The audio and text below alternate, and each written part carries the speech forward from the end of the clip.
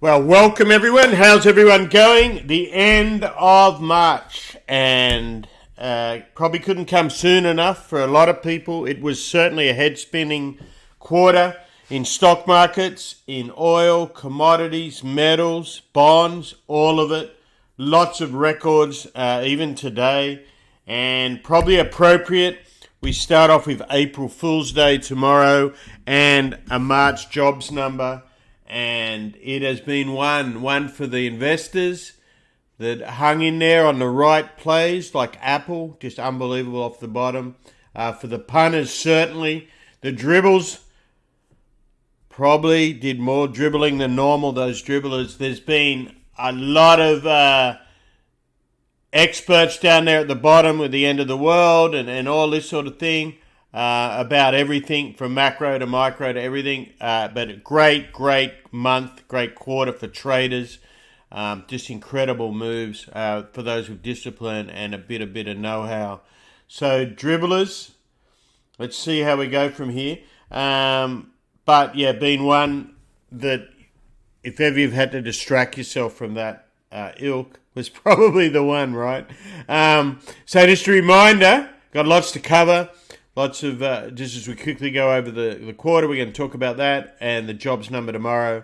We'll go over that and what happened in the oil and gas worlds with the SPR talk and release and the movement there too. So remember, this is not financial advice. We are talking about the markets. We're coming from an angle and a perspective of the professional big trader we've experienced across stocks, crypto. Well, that crypto is not me. Energy and commodities. We got the glorious Madavi here, the magical Meta Johnny. And what more could you want? So that without further ado, let's get going. We thought the old exorcist would be a good theme today because the market did need quite a bit of exorcism, and a lot of those in the market that were being infiltrated by some pretty poor ideas espoused over the last quarter. So a good time to touch on that. Okay, so where are we? We finished the quarter with oil over 100. It settled over 100. Obviously, the high was over 129, and here we are at 101.18. A pretty violent session for those that trade oil.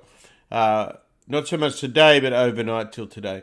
The S&P had a sharp sell-off at the end. Closed still strongly, 45.49 for the quarter. And for the day, the Russell held over 2,000, 2070. Natural gas, 563, 1498 for the Nasdaq. And volatility picked up today to close at 2312.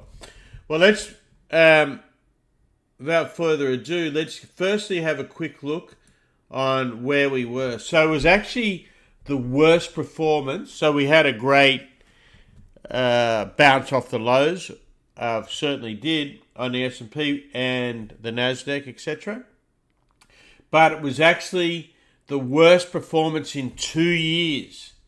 And many of the other markets set extreme records, right? And to just dial in those real quickly. So we fell over 1.5% today on the US index. And a lot of that came off in the final trading as they dumped positions. Some of that would have been taking profits for bonuses. Some of that might have been trying to bring it down for short positions. Who knows? It's not worth us to work out. But as far as these falls, so we finished down 4.9% on the S&P, which snapped a 7-quarter winning streak. So quite the streak came to an end, almost 5%. The same thing on the Dow, lost 4.6%, and the real punch in the guts was for the Nasdaq, which was down 9.1%. As far as, so quite the move. So as far as oil goes, we saw almost 130 on WTI. We're over 130 on Brent, as I mentioned. We're now back to 100, and last time it was around this was when it all went awry back in 2008. So, of course, this time it's different, right? So we're we've seen the bond market react strongly today as far as that goes, inflation worries. After the market, the 2 actually flipped over the 10, so an inversion there. It closed not with that though. So obviously the Fed, and it's interesting, you've got the Fed obviously concerned how to control this thing. You got the bond market telling you that we're going to go in recession, and then so we're going to go up and then go into recession. Goldman came out with something today that said we're not going to have a recession this year, but 38% of next year. There's so many bifurcations out there that anything could happen, right? Look at what's happened. Coronavirus, wars, commodities, strains. So, be sensible about it. What else? So that's the quarter stuff. As far as commodities, nickel was a standout. If you remember it, had that crazy move where they held it. Wheat went up 31%. What else? Natural gas, massive run. So all these big record holdings, and we won't bother too much on that. The actual numbers will be on the price. One thing, we saw Tesla go crazy high too with a stock split. And guess what? To finish the quarter, and it's not an April Fool's joke, but GME announced a stock split as well. So we'll talk a little bit about it. Madavi traded that little bit after the market. And mortgage rates also hit the highest level since 2018. So they got as low as, let me look at this Wall Street. They sent me something here. They got as low as, or under 275, so the low was 260 something, and now they're at 475. So still cheap, I guess, in the bigger scheme of things. It's under 5%, but that's doubled in a year. So keep in mind, when it was down there at 260, people couldn't get a loan. Banks weren't lending because you had coronavirus and all that, unless you basically didn't need the cash. So a lot of people weren't able to take advantage of that needed to. So before we get into the markets, any thoughts on all that, Madavi? No, it was actually finally a good day. Oh, as far as trading, yeah, it was a great trade. But any thoughts on the mortgages and the bonds and how we ended up? Well, the mortgage, the funny thing is, you probably could get a mortgage now easier than you could back then, because what they do is, when you got those low rates, they don't give it out to nobody. And when the rates go up, that's when they start giving you the little prop things with your docs and everything.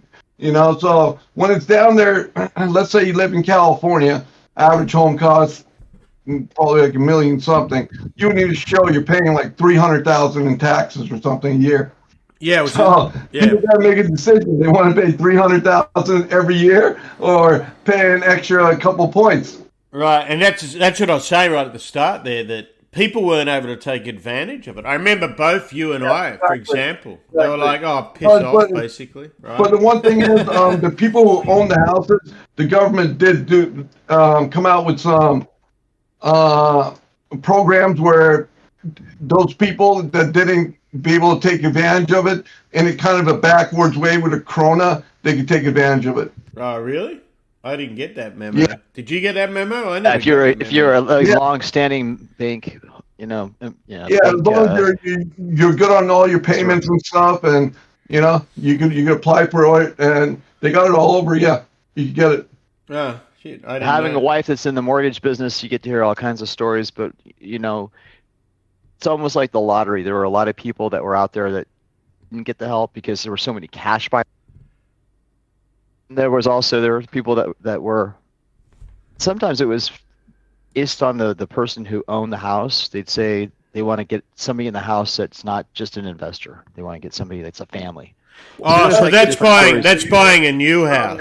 That's buying a new house. Okay. So the market's changed, so they got a way, they'll do it for you. What they'll do is they'll give you, like, in some instances, they'll give you a 40-year loan and take you down to like 2.5% interest. Yeah, creative financing. Go from like $6,000 to about $2,500. Wow, yeah. I think right now they're trying to keep a panic from happening and work with people there's no more bank bailouts like there were, back in Right. 2007. That was Right, they're trying to avoid that. a one-time So the event. interesting thing with all that is if you are self-employed or traders Don't and just give stuff it like up. that. So if people have been like missed payments and stuff like that, they usually don't get it. There's the people who always stay current with their mortgages. Right. But in saying that, if you work for yourself or own a business, you still weren't accepted for that. No, they'll take anybody. It doesn't matter as long as, like I told you, those two things. Oh, Yeah, really? it's really bank. It's Again, bank I kind didn't of get that randomness. Some banks were better than others, I think, during what was going on. And the refi business, that's what my wife specializes in. It really was, past history and ability to pay, but the cost of money was so low that a lot of people just took that money out, threw it in the markets, and Yeah. the next big thing is what's going to happen next. If the market all craps, then it's like every other bubble. Like I said, I mean, for you to qualify for those going through Johnny's thing, you would need to pay large amounts of some taxes every year. Right. The big Well, question yeah, is, that's are the why I prices going mentioned. to come down with the price of the rise in the cost of money? Right, it's all related. Yeah, so that was my point I was trying to make when it got down But there. now the interest rate's gone up. They're starting letting lower people. Right. Oh, that's definitely what happens. That's how funny it works. Yeah. Well, you can give it to me when it's cheaper if you're worried about me paying it back.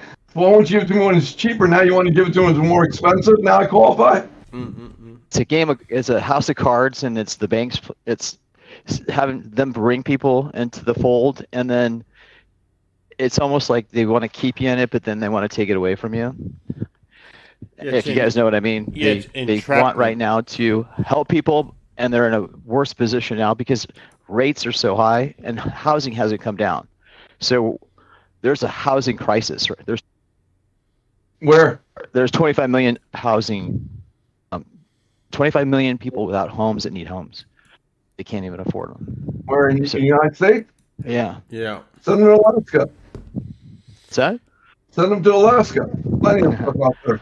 No, there's not enough new home. There's not the yeah. supply chain and the houses available. I've seen lots out there in Alaska for $2,000 a trailer. You're all set. Well, in all seriousness, so basically what happened, the lockdown shut everything down. A lot of builders couldn't build. Prices got ridiculous on lumber and concrete and all that sort of stuff. So the new houses didn't catch up. So then you had all the matter of facts of people moving from different areas to be safer or whatever. And on the loans, like you said, a lot of people that should have got it couldn't get it. Like a lot of self-employed and everything. And the argument was, well, you get PPP loans and all that. So here we are, fast forward, and as you said, average home, the builder's cost, average home's gone up by $98,000. Yeah. So all these things are there, and what's happened? A lot of builders, can't get workers anymore, like the cheaper labor staff, or labor workers, not labor staff, or a lot of them also panic bought when lumber was really high, and all the dribblers are out. Oh, it's going to this and that. And so they've had to overprice their houses, and now they can't sell them. What's funny is I have a guy on the baseball team for my son. Last year for spring ball, he was buying a house in Texas, and I think it's Pleasant, Texas. And we're starting on the home. His home is still not built. He hasn't been able to. He wasn't even going to be here for the season. He's playing ball with his kid, the league, because he still hasn't been. They're still trying to put the roof on. Yeah, it's hard to get workers, and I know that from experience in remodeling, and then certain materials you just can't get. And those things are all real. Part of it's the supply. Part of it is just like too much demand for certain things. And then you've had a series, your usual natural disasters, all that. There's so many factors, and they all come in. And so many people basically got on unemployment and never got off it as well, or different things, or in that time decided they wanted to be a stock trader or whatever. There's so many variables, Well, anyway, let's. Where's the opportunity with that? Exactly. The opportunity is looking for the place, the different companies that right now that are that are built to accommodate these difficult times. You know, some of the soil, material companies, commodities companies. Yeah, and a lot of those right prices now, are. Oh, you mean as a stock market? Yeah, for sure. I mean, that's so you got to follow where it can be. So generally, what happens, as we know with oil and gas companies, and we'll talk about that in a minute, is those in the know get in early, then those in the not chase the blood, and then after it,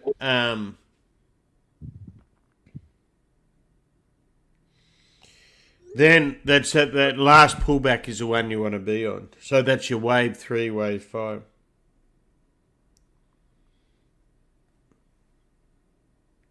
And one thing was lumber shortage. In California, for example, they have all this tree that just gets all dead because it gets all grown together, and it turns into fires every year. When back in the day, when they used to go out there and actually they cut them and stuff, and the people who cut them had to keep all the brushes and everything away, and we didn't have these types of fires. But ever since the tree huggers came, and Damn. Well, it's also it's the power companies, and then it's a lot of things. There's so many people that don't understand we see that in oil and gas and whatever. So my thing is that for traders that are out there that are listening to your show, don't get your butt handed to you by chasing green candles and some of these stocks that you don't know. Right. That's kind of my point with the waves. Right. Yeah. So you get to understand the herd of people. That's a very, very good point, Johnny. Like I think a few weeks ago the theme might have been last week of the Market Weekly. Don't be the sheep, right? And there's an old saying. Let me think in English. The only things that like getting shorn are sheep. So don't be a sheep. Yet people like to get shorn. Something like that. I mean, it's an old proverb I grew up with. But so don't be one of them. Restraint, because there's a lot of opportunity out there. But I'll tell you, I looked 5 minutes later and I would have had my butt handed to me. So you just have to. So sit on your hands if you miss it. Use your grid and all that. So let's talk S&P real quick. So S&P finished the quarter pretty much as we thought. Went higher than what we thought, but it finally had that pullback we were looking for. So it was a really, really nice day for discipline and everything else. Tomorrow's a massive day. A lot of it's logic. You just got to think. The whole point of, as I said, this podcast is how the trader and the professional trader thinks. It's all money, discipline, the successful ones, I should say. And so most of us have got a lot of this, both ways, down and up. You pretty well, the moment I see anyone, be it on TV or on FibTwit, Twitter and all this, start hanging crap on a guy that's short or long, they're biased the other way. You know that you don't want to bother with them, right? It's just dribble and nonsense. Or people that just keep regurgitating other people's stuff. So take your foot back from that and stick what we are. It's been a good quarter to really drum all that home, right? So as we can see on the very clear, you can see the 3 waves down, 3 waves up. So as I said, this is either the completion or we're going very, very much higher. It's one or two things, right? So it's very clear on this. Just simple, put everything in 3s. And that's the way people work, and that's why we mentioned sheep. So here we are in the daily and S&P. So S&P was much more straightforward. And when Madavi talks about the S&P, the Nasdaq, he'll explain that. But this, as you can see, the 3 waves. So A, B, C, right? So it's either 1, 2, 3. So this is critical. The tank in here. So this is a real easy trade actually today. You'll see as we break it down in time from the plus 2/8 down to the tank and close. And then if it breaks that, you've got this underneath. And you can see on the grid how much room there is. This was obviously our big break up here. So basically, if we want to make this easy, this is A, B, C, bears. bulls, right? This was your fourth wave of some description, a 4 for a 2, and this is a 1, 2, 3, 4 holds, and you go a lot higher of something major. So just keep it simple and use your grid, and don't get, the reason we hammer the dribblers is because A, they're dangerous and they can cost you a lot of money, and they're just toxic, right? Their attitude and the negativity and all that. So just be aware of that, because that will infiltrate the way you trade, right? Or invest or uninvest or whatever.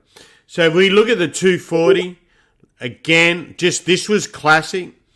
Once it started breaking down in between 2 and 3/8, and it went, like you can see this, right? The other day, then it went sideways.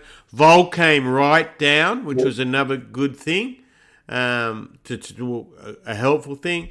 And Madavi he'll talk about it, he did a VIX trade today using that. And then finally we broke out of this pivot. Remember, 1, 2, 3, you break it right down, pretty simple. Bang, right to the 50, right? So just clinical stuff. If you want it to be, right? I mean, basically there was one trade on the S&P we did today. And that was just basically staying short of a trailing stop. And you can see it accelerated. Look, you could have scalped out of it, but you knew, if you've been around, you knew that tomorrow was a massive day, right? It was the first of the month, and it was a jobs report, and we're being up violent. Today's the last day of the month. Yeah, it's the last day of the quarter, so you have your bonuses to protect, your job to protect, your book to protect. So you knew it had to give some back. You just didn't know how much, right? And then you had the uncertainty with what's going on in oil and stuff like that, right? So it was kind of pretty rudimentary stuff, right? And obviously very rewarding. I want to mention something, because I know you're doing your charts, but I wanted to just mention it. Those who are listening, it's really important that when, Andrew, you're saying these things, that people pay attention, because I was wondering what the heck was going on today, and then once I realized it's end of the quarter, there's all this stuff happening, and there's the sell-off that happened at the end of the day, and I didn't participate because I didn't know, because I was so caught up in some other things that I got stuck on. Well, these actually, macro things that we cover are so important. Well, actually, what you did do, you did that Apple put with me, and you held it. Remember, I said just hold to the last 2-3 minutes. Boom. And that was the reason. So it's good to experience and see why, because through the day, this crap gets very volatile as it's jostling for positions. And don't forget, if I got a lot to sell, I've got to get it up if I'm a market maker or a bookmaker, right? And so that's what they did. There was a spike right near the end. Look at this. Remember this, Madavi? So in SPOOs, it didn't stop us out. I mean, it didn't get near here. Depends on your outlook, but it's very important to have a strategy coming in. And we actually put that position on Apple at the start of the week. Well, actually the end of last week to get vol, right? So, and we can go through that later if we've got time, but you can see once that's done, boom, boom, boom. And then we had the last 10 minutes, how that's critical, right? So let's look at the NAS. So this is the NAS right here that we got up, Madavi. So that's that little area that got a bit hairy. I mean, then it gave it all up. So in the NQs today, all I basically did, but like I've been trying to, I've been over trading sometimes. I mean, my commissions just get crazy sometimes. The amount of trading I do. But today, I knew there was going to be a day where we were just going to get a nice sell-off. So instead of trading around the hours that you get screwed up, I traded in the morning. I was up some money. I left a nice position, and I took a break. Came back at 11. Then I did get jigged out because it looked like we were about to go positive on the NQs. So, because I've gotten burned so much in the past month, not believing it, I did believe it. I got out, but it went a little bit higher. Then I seen it stuttering because they could not get positive. Then I just went deep in and just held that trade for most of the day until got in and out of some along the way. But basically stayed short until after the close.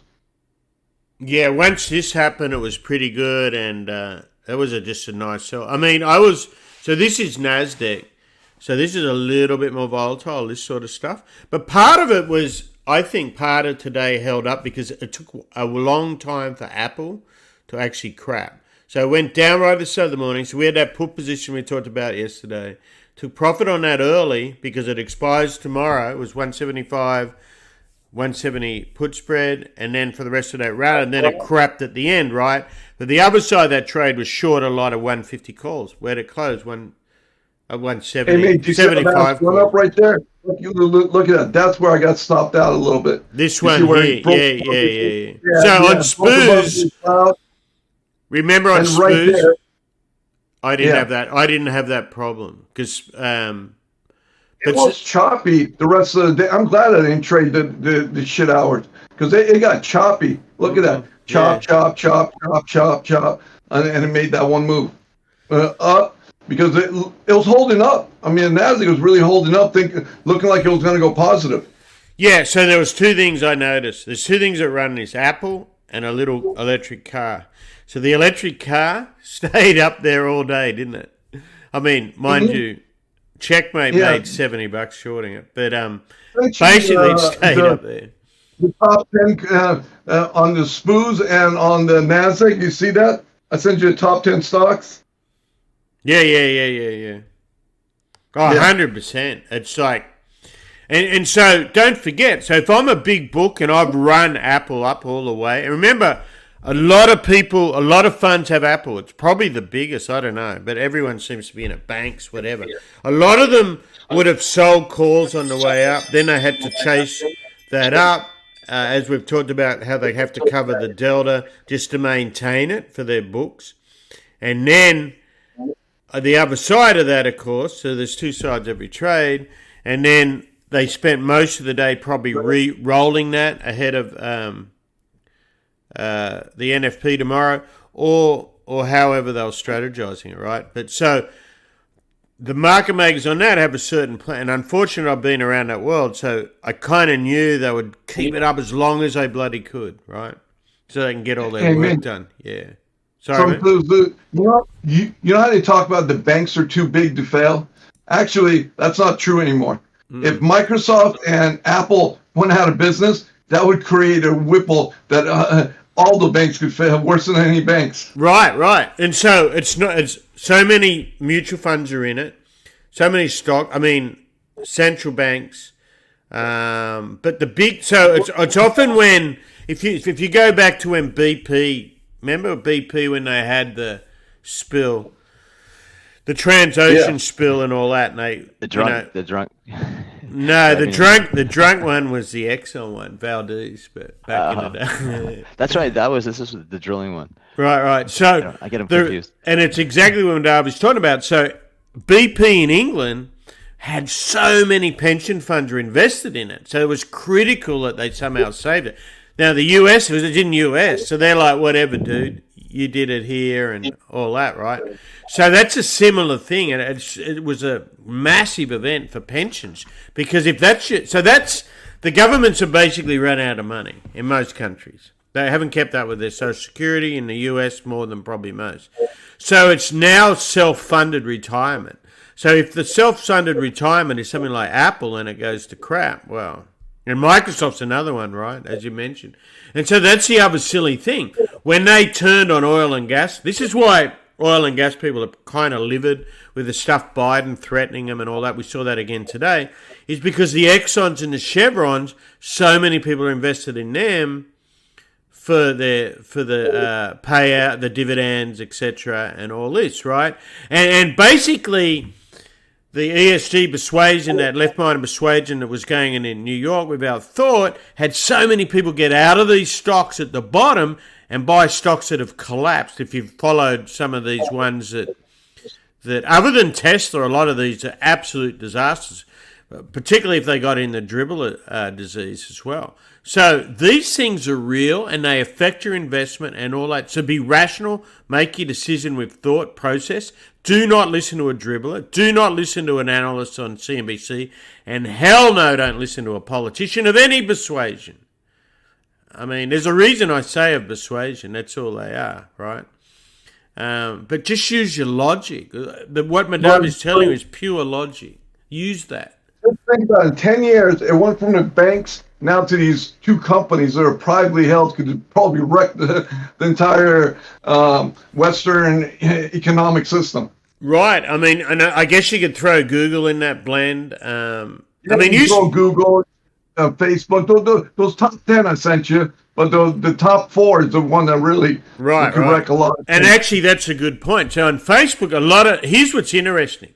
Facebook is probably one of the most toxic, destructive companies on the planet, what they've done. You could argue in many ways. Yet somehow it didn't come under scrutiny. So if it had, the same way the Exxons and all that did, people would have got out of it. But a lot of people were entrapped in that as well, you know. So, and then remember, it got wrecked for many reasons. Social fabric. Yeah. That would bring down institutions, banks, and a lot of countries are so heavily invested in these things. Yeah, I think most of them pulled up plug a bit on that Facebook, but definitely Apple, definitely AMZN. Yeah, I'm talking about those top 4. Yeah. You know, it's like that's where 100%. And then you can go to different countries. Like I mentioned, BP for England, but you could the same situation in a country like Australia, like BHP and Rio Tinto, biggest commodity companies in the world. But if commodities go to crap, the country does because they rely so much on it, but also the investors invest, like if you're self-retired or whatever, you're investing in it. So keep all those things in mind. Now, the thing that's changed, they used to just let these go. They didn't know how to manage it. But what happened when they pump primed in 28 or QE or whatever, they now work there. So it's got to the point, and we talked about this a couple of weeks ago, that the market just needs to basically save those beacons, right? So if there's no, like it surprised me it went that far, but if you remember, we got really long on 160 calls on Apple down there. I didn't expect it to go to 180 this quick. But in hindsight, it's kind of because what Madavi's saying, they know you can't let that shit fail, right? And that's why and the dribbler stocks never went up because they don't care about them, right? So they're not relevant. You remember we talked about, we already been sold off of most of the stocks 30%. So we were kind of in a bear market.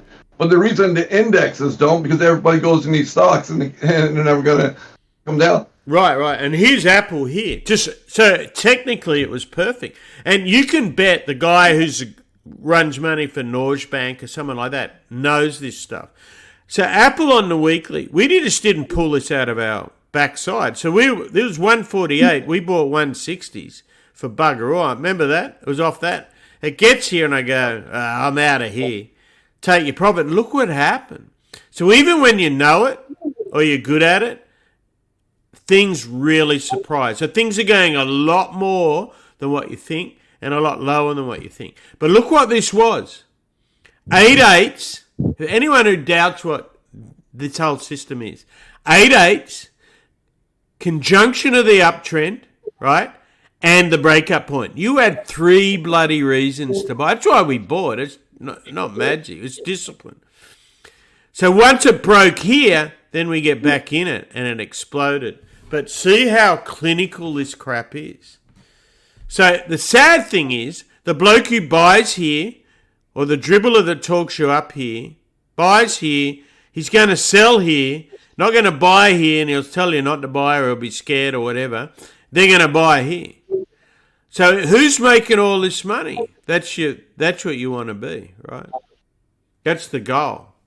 So, and it's sometimes you just shouldn't trade. If you've noticed when about a week ago, Madavi and I are like, shit, we did too many trades, just wouldn't go. So what did we do? We didn't trade for a couple of days. We moved into stocks and other things, right? When natural gas isn't moving, not directional, you don't trade it. When oil is dropping $7 a night and going up $7 a night, you don't bloody trade it. Even if you're a VTOL. let alone. So why does a retail guy even think he should go in that? The risk is so big, all you're doing is gambling at that point. So what's the other big news? Has been bonds, right? Look at this little beauty. This is the 10-year. So remember, and it's amazing how this stuff works technically. So that went up to 2.8 plus 2, and it's dribbled all the way down. Here's what's significant. This came down because the feeling is we're going to be in a recession and inflation's going to be all this year. And here's the laughable thing. They're pleading with the bank to raise interest rates, right, to cut inflation, knowing or at least predicting that it's going to kill everything else. So if you ever think the banks give a crap about the little man, kid, you got to be kidding. It's right here in the 10. This is the 10. We'll go through the spreads in a minute. The 2 actually went over this afternoon, meaning the yield went higher in the 2 than the 10. Remember, the 2 years what you base your Fed funds off, interest, your Fed rate and all that sort of stuff. So that's all going on back there, right? It's pretty heady stuff. And we talked about the mortgages earlier on. That's what we started off with. So this is sort of stuff you want to watch. Now, remember, they've been getting the bond market so wrong. Even the pros, because they're being directed to by the Fed. Then the Fed lost control, or they just knew they couldn't control it, which is what Powell's always said. So don't blame Powell. And the Swiss Central Bank came out, and I urged you people to read that on Traders Community, how monetary policy can't fix it. That's the sort of stuff you want to look at. And ad nauseum, who do we not listen to? I mean, it's pretty clear, right? So, oil, crazy day that didn't have to happen. They did not have to mismanage energy policy as bad as what they did. You couldn't write a book about it, right? I mean, it's unreal. So, anyway, let's look at oil. So, it's holding this perfectly, this thing, but look what happened. We bounced hard, we hit the tanking, and here we are again. So it's hitting these levels.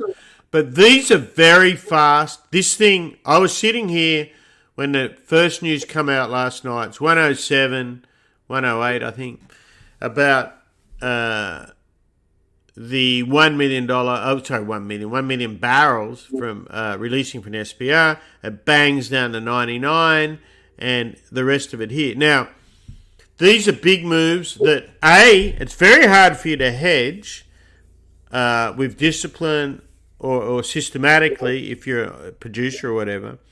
And speculating's obviously very dangerous. So, as I've said many times, with this, you shouldn't be trading it. Even if you know it, you pull back. The tends to volumes is really difficult.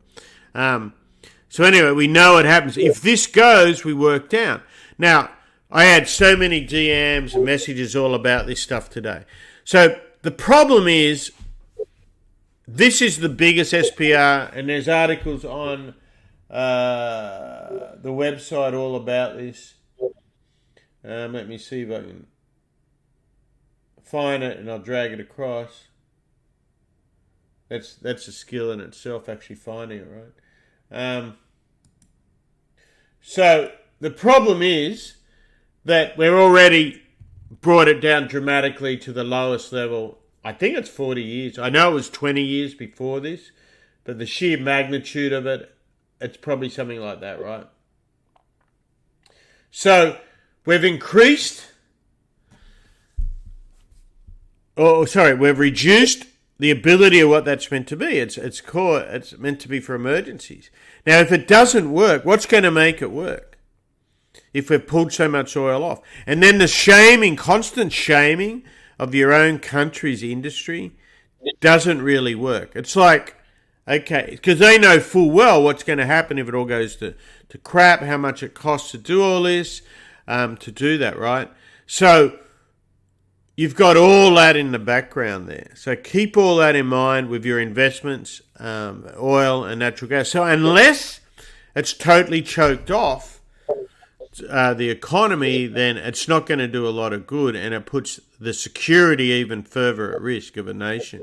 And then involving other countries weakens the same situation, right? So, yeah, and natural gas there is not an SBR. So what's happened there is there's always a plentiful supply of gas in the US. Now, out of nowhere, in the last month, and whether it's a temporary thing or not, the US temporarily overtook Australia and Qatar as the biggest exporter. What that means is, yes, it helps other countries and all that, but it does put pressure domestically, right? And if anything goes wrong. And so it just gives you an idea of unexpected consequences.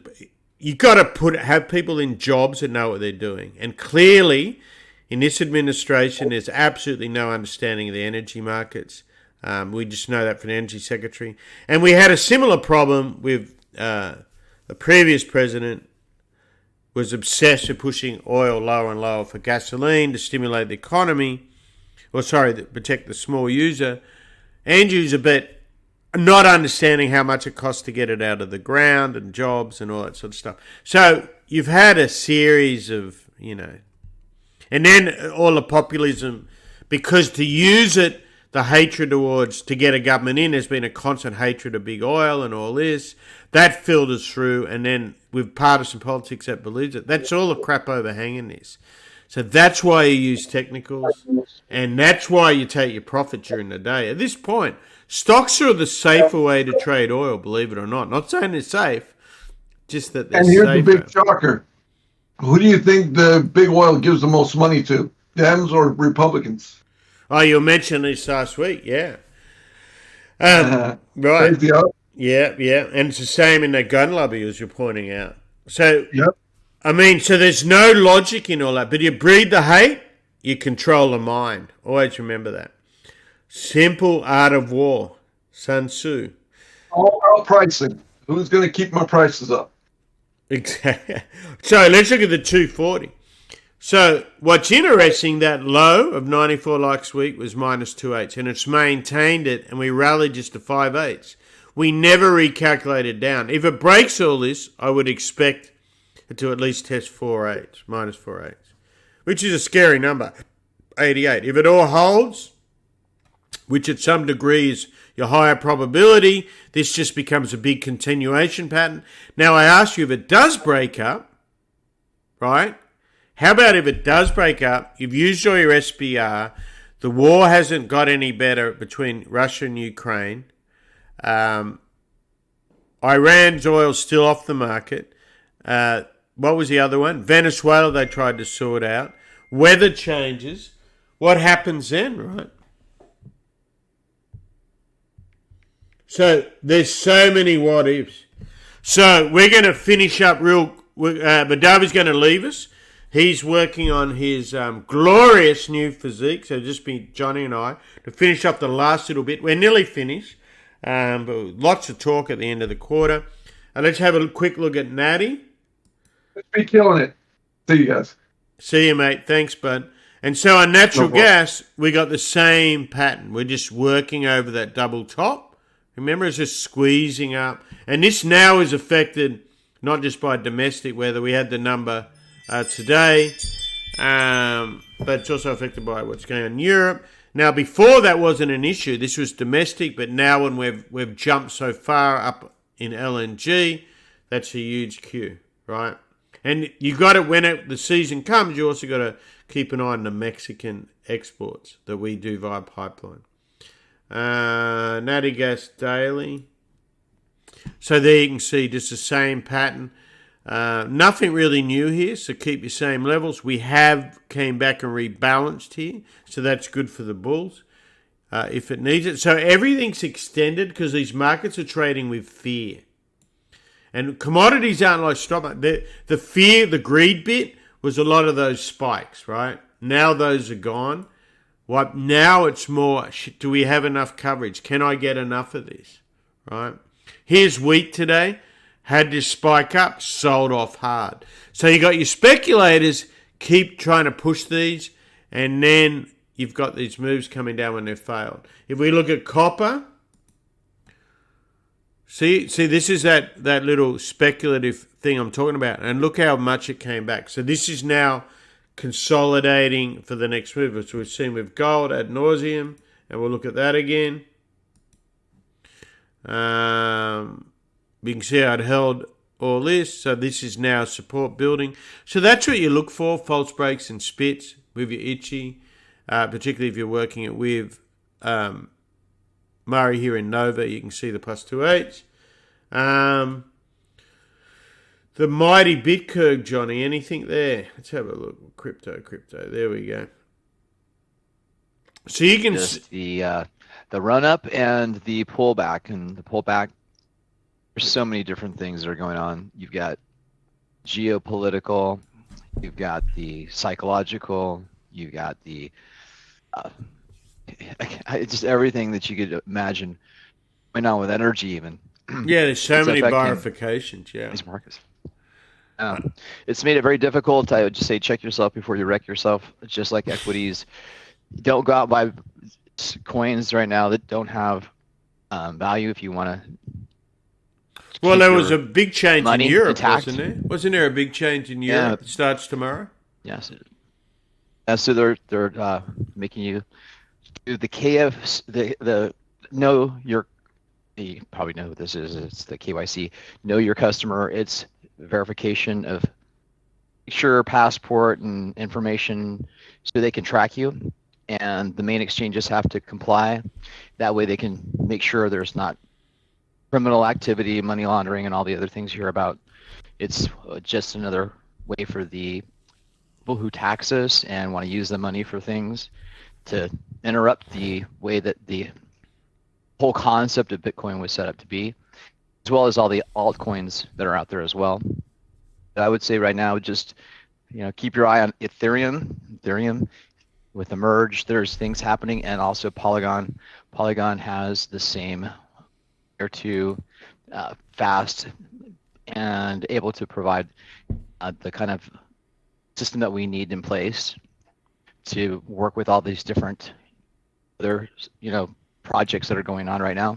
So it's just one of those things. Just watch your money right now, don't lose it, and don't get it tied up into something that you aren't feeling that you really know that you should be doing it. I would caught myself a couple of times buying things because they were momentum driven, and then got stuck in them in a position, and then all of a sudden they have no life after the initial excitement that goes into it, and they fade out, and then they just sit there, and then you're just waiting for something to resuscitate it.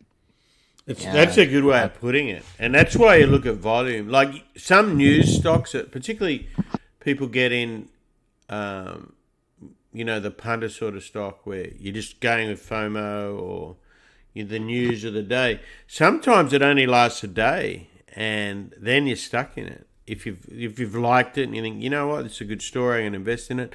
And with so many people that got whacked on that big move down, because as Madavi said when he's here, the bear market and a lot of that stuff, that's why we highlight the dribbler, punter, etc. But a lot of those were your dribbler stocks. They got over to, and they were Johnny know-it-alls, not Johnny as in you, but the expression, that you couldn't argue with them. Now they're down 70, 80%. And the one we highlighted yesterday was Path, right? And there's a good article about it on Trades Community. So when that first came out, there's an article we had on the site about how overvalued that was as an IPO and how they did it. So what they did on that, if you're not familiar, that was right around when Coin was hot. So it was like the next day or very close to it.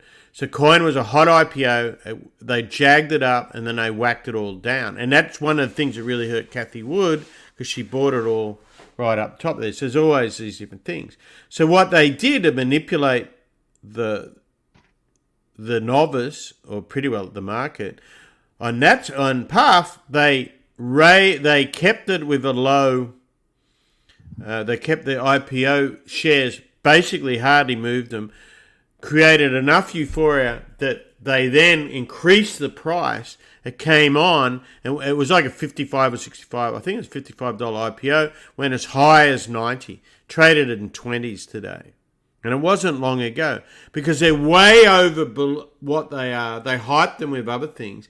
And that came at a time where people were looking for that. They got the dribbler type stocks that got caught in and were coming off. And there was IPOs like Snow and that, which are hot and came off. So all this stuff you want to know. And in coins, you want to know that as well, which is hot, which isn't. And you want to, don't get caught in the euphoria.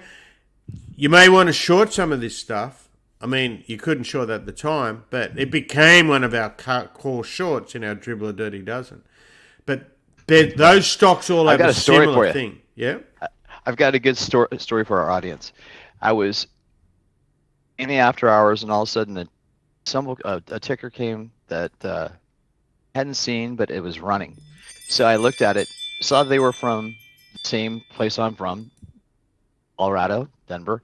And when I looked, was a childhood guy that I used to know, and his brother, that are the two founding members of this company, public company. He was one of the first guys that worked.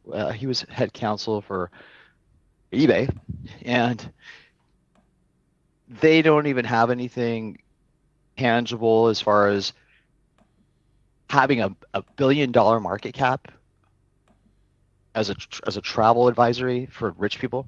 It was almost like how many people would get sucked into that and follow that. And then you have a company like Path even, and they ran up to $100, $108, I think. I mean, on a SPAC.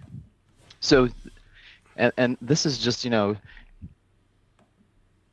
probably something that happens all the time where people are throwing these different projects together. But you got to really know what you're getting involved with, because I watched the history of the trading patterns. It was run up, down, and it's just almost like your typical, pump and dump. And people lose their money. They lose almost everything experiencing that once or twice, if not, less. Yeah, you've got to learn from it. Yeah, you blow yourself out. But people don't want to listen to it. Oh, this is a good company. It may well be, but it's what relevant is what the price is. And the reason we use the technicals with Nova Wave, it's all time and price. So you want to, look, it's all probability. You want to increase probability the most you can in your favor. Nothing's certain, but you want to move yourself away at least from being a trader or an ego-driven know-it-all, like i.e. dribbler, to just a clinical system, knowing when to take profit, knowing to not. It's always better to take profit early than late, right? Like, we could have squeezed some more money out of Apple today, for sure. But you don't know that at the time. So you take, okay, that's hit our targets, you've given it time, you take your profit, and you just move on. You don't sweat over it, you don't let it play over your mind. Like GME, which had a massive move after hours, 150 to 200, basically, on doing a split. And you can guarantee you, I don't even have to get on, but if I can get on the Twitter, there'll be the same dribblers making fun of it, the same dribblers complaining that they got out of it. So what happens is that sort of stuff owns them. It's in their head. It's like they can't get away from it. And it's pathetic, really. But so don't let that around. And it sounds like, and if you piss off a few dribblers saying this, that's kind of the point, right? To hope you learn from it. But the same pattern is repeated over and over and over, because these ilk just move on to a new story, but it's the same story. But what's consistent is markets are consistent. Markets volume, the way people react. Remember, I've said before, people are unpredictable, but in a predictable way. And it's just all different markets. And for me, I think one of the key things is it's got to have liquidity. I don't go where there's not liquidity. Some people love that stuff. But I think it's just your 5 seconds, 5 seconds to midnight or something, whatever that expression is. So keep all that in mind when you're trading.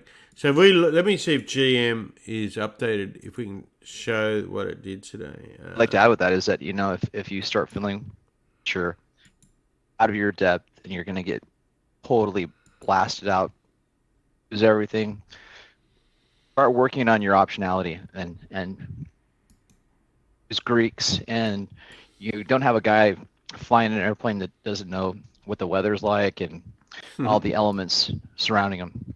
So you can use some really basic metaphors. And when you start learning Greeks and you start learning the technicalities, even if you try to ignore it, most of the people that are controlling the market, they use it. So it's usually following that pattern. Yeah, particularly for risk management and things like that. It's not, and there's advantages to be taken. So just look at this. This is, and this was a nice play we did today. Well, actually I didn't, but the glorious one did. So I don't tend to trade these sort of things very often, but on something like news we did. So the news breaks. When I say 150, I misspoke. Came from 160. But you knew the initial thrust was just like Tesla, but it is GameStop after all. So look where the sell was, 88s. And over 200, maybe a psychological level, this high. So the trade, if you missed it, was to get short. And lo and behold, So this was a good trade. Short. Look how far it come back and then all the way out. These are dangerous stocks to be in if you don't know what you're doing. So that's, it's kind of like that oil, right? Gamble. Yeah, I mean, as a trader, you know they're going to buy it. If you got it early enough, then you see the volume waning, you look at your technical analysis, boom, boom, boom, 200. You don't even have to look at it. 200's a major point.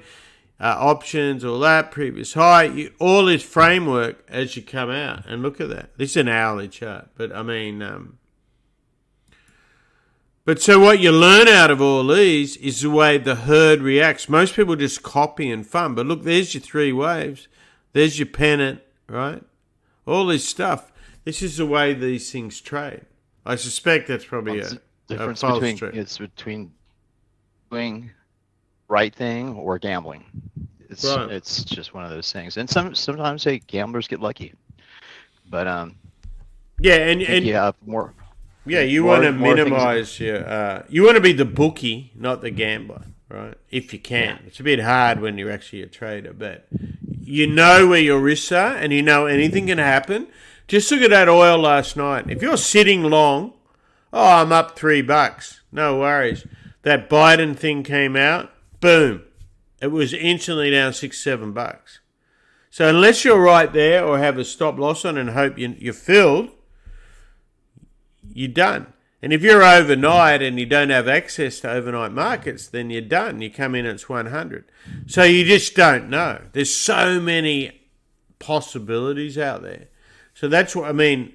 What's really happened with the markets is they've become very sophisticated with derivatives and options. My advice is to understand them and use them, and just put your ego. So there's a sign I had on my, not at this office because we changed everything with COVID, obviously, where offices and stuff. But I used to have a sign when you shut your door, where there's a coat rack. It said, "Leave your ego here," and that's something you should always do. And underneath it, it says, "Leave your opinion as well." So the difference between opinion and having a view, base it in a trade, and if that makes any sense. So hopefully all that makes sense. Is there anything else we didn't cover? So tomorrow the big deal is the bloody, what's the word I'm looking for? The jobs numbers. So we have, let's have a quick look what we have here on TC. So there's a good report. On there, that's not the one we're looking for. We want the economy. So there's the natural gas report too for you to look at. So we had ADP number the other day. It added 455,000 jobs. That's your private. So sometimes this is nowhere near the BLS number, the official government ones from the Labor Department. So it came in at 455, which is pretty much what they're expecting. They were expecting 450, blah, blah, blah. That's where all the jobs were. Mainly services, as it always is in the US, right? So that's your low-paying jobs too. That's why you got this distortion in rates. So what they're looking at, and this is from Bloomberg, so the non-farm payrolls tomorrow is 490. It was 678 in February. Unemployment is expected to come in at 3.7. It was 3.8 in February. Average hourly earnings, and this is the one everyone hopes for, well, we all do, right, is to get higher to catch up with inflation for Leaf. Now, you're a bureaucrat that's sitting in an office, stagflation, whatever. You've got to be realistic. People got to earn higher money, higher wages to pay for it, right? So if it's all relative. So that's looking at 0.4. The average hourly earnings, so that's for the month. Over the year, they're looking for that to go to 5.5. So keep an eye on that. That's inflationary, means higher for businesses and all that sort of thing. But it also means, there's two coins to this, that the average Joe is going to have more money. And we know he needs it. Food price up. Now we're talking about mortgages at the top of the hour. So that's what they're looking for. And what the market would want is, now they've already built in 0.5%. Here's the interesting thing. What they want to hear from the Fed now is that we got control of the market, or inflation. So that's why they like the 50 basis point rise. What they don't want to hear is we got control of inflation, but we're going to crush the economy. So it's very important now, and you just saw that RH number the other day, how it collapsed after the attack of by the Russians attacking Ukraine. If this is more widely spread than Houston, we have a problem, right? So keep an eye on that and how the market reacts to it. Look at how the currency market and the bond market reacts, right? The currency's been way ahead of this by 6 months, at least. We talked about it ad nauseum for a long time about dollar yen. That is what led this. That affects bonds. That affects carry trades, which I personally believe has a lot to do with this rally. So look at that. Look at dollar yen. They may be slow. Look at the overall picture. Look at bonds, but also, like, it's really easy to say, hey, because it's a soundbite. And these buggers don't even know what they're talking about. Hey, 2's over 10, the spread inverse. Look deeper at what that actually means and look at the situation. We have a very unusual situation. I mean, just look at the SBR going on in oil. I mean, there's so many different things. And there's so many unknowns with the war and all the other things, different COVID variations. So COVID's running rampant throughout the world. Different variation, I know. But it just gives you an idea. The fact that it's barely talked about how much governments use this sort of stuff to infiltrate your mind and how to think, right? So keep all that in mind with what goes on in the world. Any other comments? Anything else, Johnny? That's good. Yeah, no, there's nothing else that I need to comment on. Just listen to the things that we're talking about, which are fundamentals, and know your craft, and always try to improve what you do, and limit your funds and take it serious. I can't tell you, it's not gambling. If you do this, you do it right, you can have a comfortable living and have more freedom. But if you don't respect it, it won't respect you, because the market is going to do what it's going to do. 100%. That's a good way to put it. You got to respect the market. And I actually look for 3 points of confluence in a lot of the stuff. And some stuff I just don't touch. And some of the stuff looks like it's crazy that we may do. But, you know, they're instruments that you know well, you're comfortable with. And the key is you got to know when you're wrong. So if you're familiar with it, you know when to chunk it. And sometimes you get out, like the other day, what was that when I got caught on. So you're going to chunk it and it might come back. I remember I stopped out of, what's their name? Can't think of their name now, but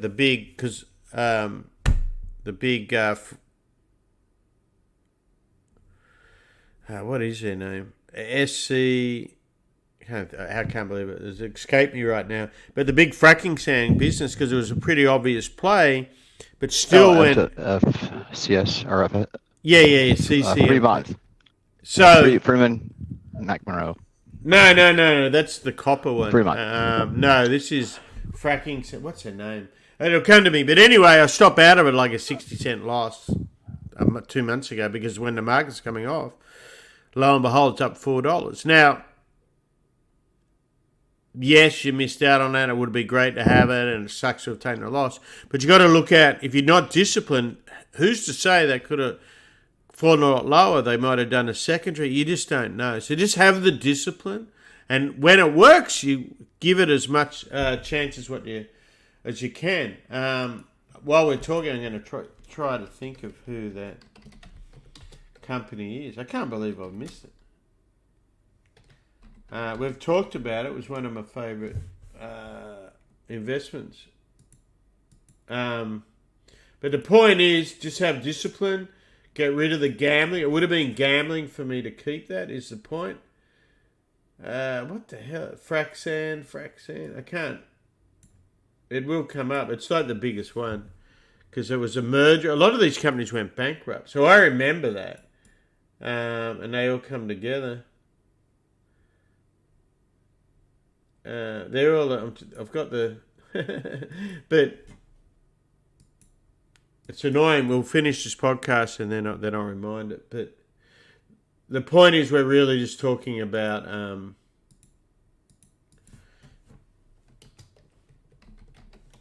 discipline here. Dang, I can't believe I can't. I'll be the first to admit, I check my ego at the door, and if I see out of nowhere GameStop going crazy, much as I'd like to get in, I sit on my hands. Yeah, and it's important to do that. You know, that's their thing, like Medallion. You know, he can handle it. He likes it. He's got fast hands. I'm more methodical, so I just have to go with my style. Well, that's an important thing. Find your style. Find your style. Here it is. Silica. So SLCA. That was the company I was thinking of. So there was a bunch of these back in the day. High Crush, I remember.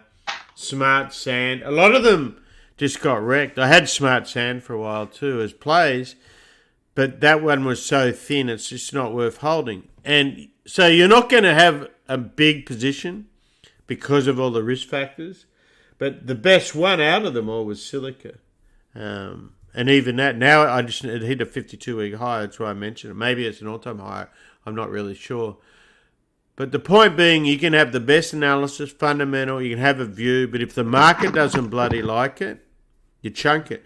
And often I won't go back to it because the same risks that happen when things go wrong still exist, right? Now, obviously that's powered ahead as now we're pumped over $100. There's all this pressure to drill more, which means frack more, etc.